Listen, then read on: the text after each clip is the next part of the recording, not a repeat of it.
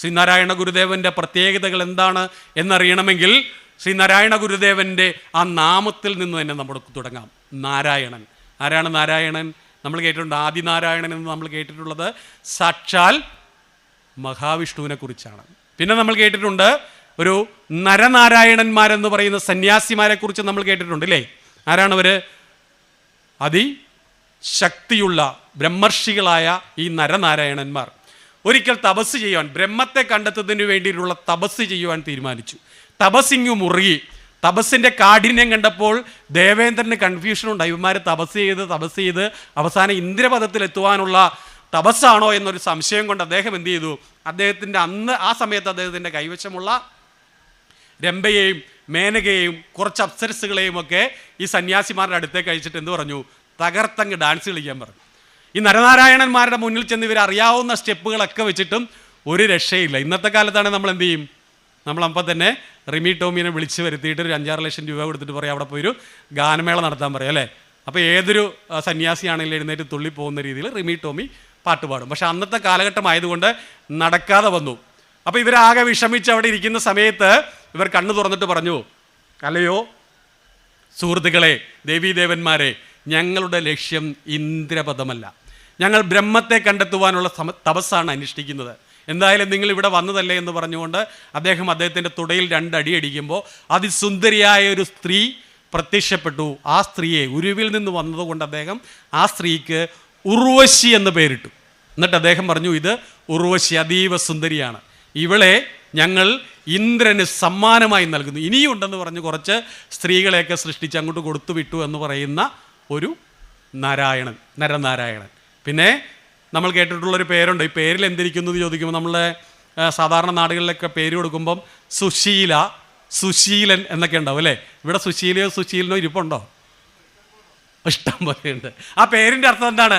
നല്ല ശീലമുള്ള ആൾ അല്ലെങ്കിൽ സ്ത്രീ എന്നാണ് അല്ലേ? ഇവിടെയുള്ള സുശീലനും സുശീലയും നല്ല സ്വഭാവമുള്ളവരാണ്. അർജുനൻ എന്ന് പറഞ്ഞാൽ എന്താണ്? നല്ല വെളുത്ത ആളുകളെയാണ്. വില്ലാളി വീരൻ എന്ന അദ്ദേഹത്തിൻ്റെ പ്രവൃത്തിയിൽ നിന്ന് കിട്ടിയാണ്. അർജുനൻ എന്ന പദത്തിൻ്റെ അർത്ഥം ശരിക്കും വെളുത്തവൻ എന്നാണ്. പിന്നെ നമ്മളൊക്കെ കേട്ടിട്ടുണ്ട് മീനാക്ഷി. എന്താണ് ഈ മീനാക്ഷി എന്ന് പറഞ്ഞാൽ? ഇവിടെ മീനാക്ഷിമാരാരെങ്കിലും ഇരിപ്പുണ്ടോ? ഇല്ലെന്നോ ഉണ്ടെന്നോ? എന്താണ് ഈ മീനാക്ഷി? നമ്മൾ സ്കൂളിലൊക്കെ പഠിച്ചിട്ടുള്ള മീനാക്ഷി എന്ന് പറഞ്ഞാൽ മീനിനെ പോലെയുള്ള കണ്ണുള്ളവൾ, സുന്ദരി ആയ ഒരു സ്ത്രീയെ വിശേഷിപ്പിക്കാൻ മീനാക്ഷി എന്ന് പറയാം എന്ന് പറഞ്ഞു. ശരിക്കും അർത്ഥം അതല്ല. എന്താണ് മീനാക്ഷി? മീനാക്ഷി എന്ന് പറഞ്ഞത് എന്താണെന്ന് അറിയണമെങ്കിൽ ഒരു 2 മാസം കൂടെ കഴിയുമ്പോൾ നമ്മുടെ പാടത്തും പറമ്പിലും ഒക്കെ വെള്ളം കെട്ടി നിൽക്കും അല്ലേ? അപ്പോൾ ഈ വരാല് മുട്ടയിട്ട് വിരിയിച്ച കുഞ്ഞുങ്ങളുമായിട്ട് നടക്കും. അതിന് ഞങ്ങളുടെ നാട്ടിലൊക്കെ പറയുന്നത് വാർപ്പെന്നാണ്. ഇവിടെ അത് തന്നെയല്ലേ പേര് പറയുക ഇല്ലേ? നല്ല സ്വർണ്ണക്കടലുള്ള കുഞ്ഞുങ്ങളിങ്ങനെ മിന്തി നടക്കും. അവിടെ നമ്മൾ അവരുടെ അച്ഛനെ അമ്മയൊന്നും കാണത്തില്ല. പക്ഷെ നിങ്ങളൊരു കല്ലെടുത്തെറിയുകയോ കൈകൊണ്ട് ഇങ്ങനെ ഒരു ആക്ഷൻ കാണിക്കുകയോ ചെയ്യുകയാണെങ്കിൽ പെട്ടെന്നൊരു വെട്ടൽ കാണും. ഈ കുഞ്ഞുങ്ങളൊക്കെ അപ്രത്യക്ഷമാകുന്നതും കാണാം. അതാണ് ശരിക്കും എന്ത്?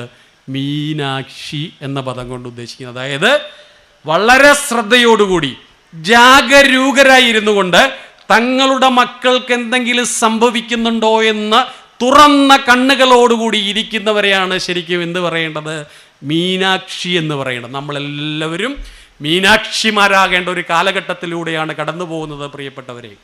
നമ്മളെല്ലാവരും കരുതും നമ്മുടെ വീട്ടിൽ ഈ സംഭവം നടക്കില്ല എന്ന് തെറ്റിദ്ധരിച്ചുകൊണ്ട് അന്യ വീടുകളിൽ നടക്കുന്ന ദുരന്ത സംഭവങ്ങളെ പറഞ്ഞ് പൊലിപ്പിക്കുവാൻ ശ്രമിക്കുമ്പോൾ പ്രിയപ്പെട്ടവരെ നമ്മൾ മനസ്സിലാക്കണം, ഇന്ന് നമ്മളുടെ കുഞ്ഞുങ്ങളുടെ പിറകയിൽ പല രീതിയിലുള്ള കരാളഹസ്തങ്ങളുടെ നിഴലുകളുണ്ട് എന്ന് തിരിച്ചറിഞ്ഞുകൊണ്ട് അതീവ ജാഗരൂകരായി നിങ്ങൾ നടക്കുന്ന വഴികളിലും ഇരിക്കുന്ന സ്ഥലങ്ങളിലും പോകുന്ന സ്ഥലങ്ങളിലുമൊക്കെ നമ്മുടെ കുട്ടികൾ സുരക്ഷിതരാണോ എന്ന സംശയത്തോടുകൂടി തന്നെ നിങ്ങൾ വീക്ഷിക്കേണ്ട ഒരു കാലഘട്ടത്തിലൂടെയാണ് കടന്നു പോകുന്നത്.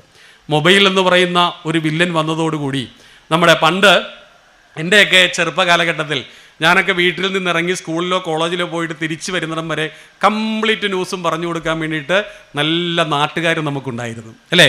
CCTV ക്യാമറ തോറ്റു പോകുന്നത് പോലെ വീട്ടിൽ നിന്നിറങ്ങി നമ്മൾ എവിടെയൊക്കെ പോയി എന്നുള്ള വിശദമായ വിവരം വന്ന് കറക്റ്റായിട്ട് നമ്മുടെ വീട്ടിൽ കിട്ടും.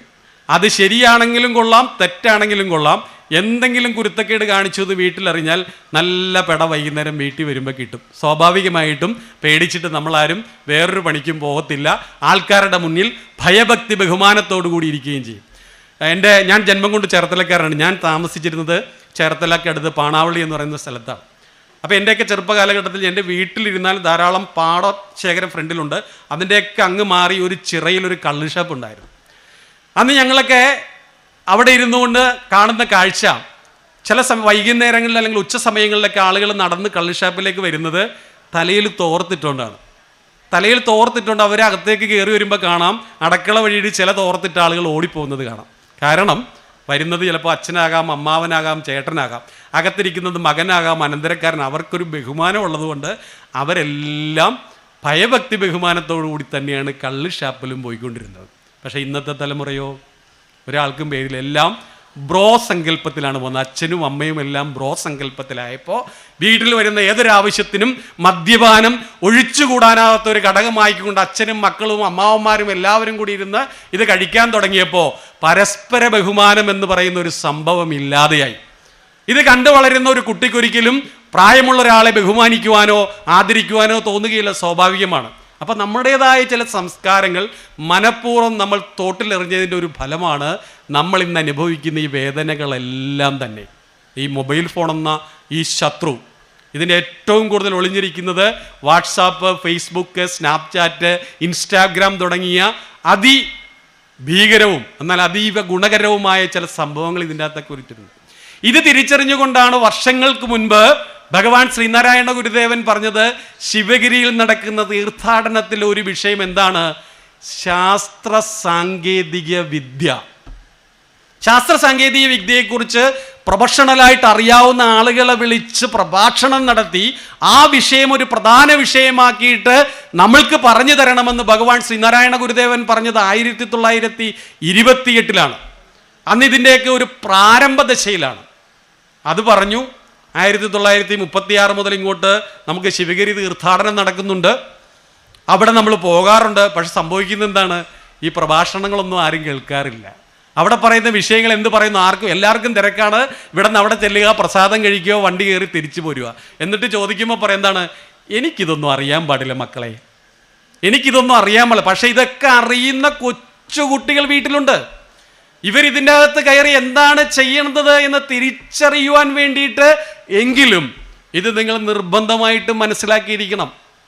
അത് തേടിപ്പോകേണ്ടത്, അത് അന്വേഷിച്ച് കണ്ടെത്തേണ്ടത് നമ്മളുടെ ഓരോരുത്തരുടെയും കടമയാണ്. നേരെ മറിച്ച് അമ്മൂമ്മമാർ അല്ലാതെ അമ്മായിമ്മമാരുള്ള വീടുകളിൽ അവരുടെ മെയിൻ പരിപാടി എന്താണ്? അതിരാവിലെ എഴുന്നേറ്റ് കുളിച്ച് റെഡിയായിട്ട് അമ്പലത്തിൽ പോവുക, വൈകുന്നേരം അമ്പലത്തിൽ പോവുക, ചതയുണ്ടെങ്കിലും വെളുപ്പിനെ അമ്പലത്തിൽ പോവുക. ഇവിടെ എന്ന് നടക്കുന്നു എന്നൊരു പ്രശ്നമേ അല്ല. അവിടെ ഒരു മരുമകളെന്ന് പറയുന്നൊരു കഥാപാത്രമുണ്ട്. രാവിലെ അത് എഴുന്നേറ്റ് കഷ്ടപ്പെട്ട് എന്തെങ്കിലും ചെയ്യുന്ന കൂട്ടത്തിൽ ഒരു കറിക്കരിഞ്ഞു കൊടുക്കാനോ, ഇത് ഞാൻ ദൈവത്തെ വിളിക്കാൻ പോകണം, എൻ്റെ കാര്യങ്ങൾ നോക്കാൻ ദൈവമുണ്ട് എന്നാണ് പറയുന്നത്. ദൈവം ഒരിക്കലും നിങ്ങളുടെ കൂടെ നിൽക്കുക. ആ കഷ്ടപ്പാടിനിടയിൽ നിങ്ങൾ അവിടെ ഒരു ഗ്ലാസ് വെള്ളം എടുത്തു കൊടുത്താൽ, ഒരു കറിക്കരിഞ്ഞു കൊടുത്താൽ അവർക്കുണ്ടാകുന്ന സന്തോഷമാണ് നിങ്ങൾക്ക് കിട്ടുന്ന ഏറ്റവും വലിയ ദൈവാനുഗ്രഹമെന്ന് നിങ്ങൾ ഓരോരുത്തരും തിരിച്ചറിയണം. നമ്മുടെ കുട്ടികളെ വൈകുന്നേരങ്ങളിൽ അടുത്ത് വിളിച്ചിരുത്തി നിങ്ങൾക്കറിയാവുന്ന പുരാണ കഥകളും ഭഗവാൻ ശ്രീനാരായണ ഗുരുദേവനെ കുറിച്ചുള്ള യഥാർത്ഥ ചരിത്രങ്ങളും നിങ്ങൾ പറഞ്ഞു കൊടുത്ത് തുടങ്ങിയേ പറ്റൂ. ആ സമയങ്ങളിൽ എനിക്ക് അമ്പലത്തിൽ പോകണം, എനിക്ക് ക്ഷേത്രങ്ങളിൽ പോകണം, അല്ലെങ്കിൽ എനിക്ക് പൂജയുണ്ട്, വഴിപാടുണ്ട് എന്നൊക്കെ പറഞ്ഞ് നടന്നാൽ കുറച്ച് നാൾ കഴിയുമ്പോൾ നിങ്ങളെയൊക്കെ ഏതെങ്കിലും ഒരു വൃദ്ധസദനത്തിലേക്ക് ബുക്ക് ചെയ്ത് കൊണ്ടുപോകുന്നൊരവസ്ഥയിലേക്ക് വരും. അതുണ്ടാകാതിരിക്കണമെങ്കിൽ സന്ധ്യാസമയത്തെ സീരിയലുകൾ കാണാൻ വെമ്പൽ കൊള്ളുന്ന ഓരോ അമ്മമാരും മനസ്സിലാക്കിക്കോ, അവസരം കിട്ടുമ്പോൾ നിങ്ങളുടെ കൂടെയുള്ള കൊച്ചുകുട്ടികൾ നിങ്ങളുടെ പള്ളക്ക് കത്തി കയറ്റിയിരിക്കും. ഇല്ലെങ്കിൽ പൊതുജന മധ്യത്തിൽ വെച്ച് ഒരു തെറിവാക്കെങ്കിലും നിങ്ങൾ വിളിച്ചിരിക്കും. കാരണം എന്താണ്? ഒന്നും അറിയാത്ത കൊച്ചു കുഞ്ഞുങ്ങൾ, തിരിച്ചറിവില്ലാത്ത കുഞ്ഞുങ്ങളാണ്.